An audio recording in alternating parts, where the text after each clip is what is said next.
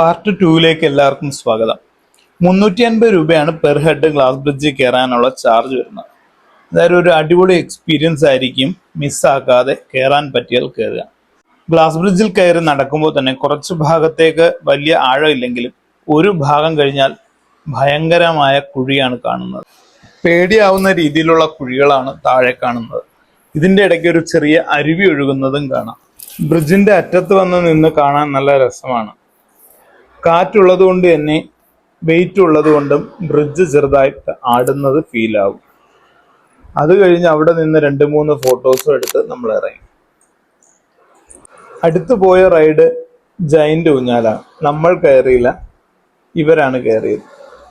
എന്തായാലും ഞെട്ടിപ്പിക്കുന്ന രീതിയിലുള്ള ആട്ടമാണ് ജയന്റ് വീലിന്. നല്ലൊരു എക്സ്പീരിയൻസ് ആണ് അവിടെയും നമുക്ക് കിട്ടിയത്.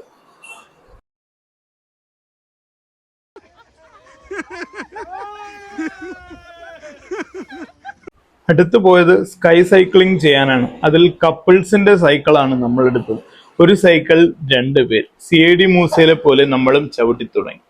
എന്തായാലും ഭീകരമായ ആഴമില്ലാത്തത് കൊണ്ട് ഈ കമ്പിയിലൂടെ പോകുന്നതിന്റെ പേടി മാത്രമേ ഉണ്ടായിട്ടുള്ളൂ.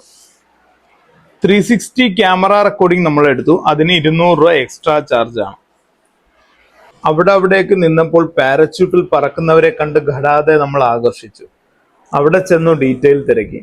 4000 രൂപയാണ് 15 മിനിറ്റത്തേക്ക് പറക്കുന്നതിന്. വിത്ത് ക്യാമറ ആണെങ്കിൽ 4500. പറക്കുമ്പോൾ എന്തായാലും ക്യാമറ എടുക്കുക, കാരണം അത് വർത്താണ്. വിലവിവരം അറിഞ്ഞതുകൊണ്ട് തന്നെ നമ്മൾ അവിടുന്ന് മാറി പൈൻ ഫോറസ്റ്റിലോട്ട് പോയി. പൈൻ ഫോറസ്റ്റ് നല്ല രസമാണ്. 30 രൂപയാണ് ഒരാൾക്ക് ചാർജ്. രുക്കുവിനെ നമ്മൾ ബാഗിലാക്കി നടന്നു തുടങ്ങി. താഴോട്ട് കുറച്ച് നടക്കാനുണ്ട്. അത് കഴിഞ്ഞ് എണീറ്റപ്പോൾ കുറച്ച് പാലെടുത്ത് പിന്നെയും ഉറക്കാം. എല്ലാം കഴിഞ്ഞിറങ്ങി 4 മണിയായി.